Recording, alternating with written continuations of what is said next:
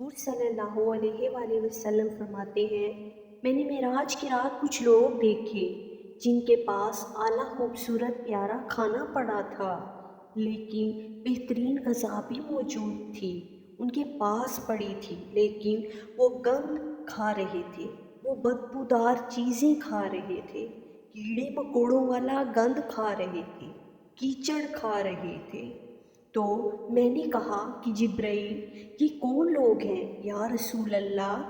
یہ آپ کی امت کا وہ شادی شدہ شخص ہے جس کے گھر میں خوبصورت بیوی ہوتی تھی پر اس کی نظریں پھر بھی گندی تھیں۔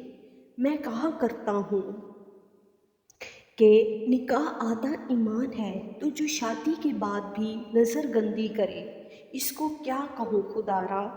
اس وقت سے ڈرو جب اللہ کا قہر نازل ہو، اور پھر جب امت مسلمہ پہ جو عذاب آتا ہے اس کی تو شکل ہی اور ہوتی ہے۔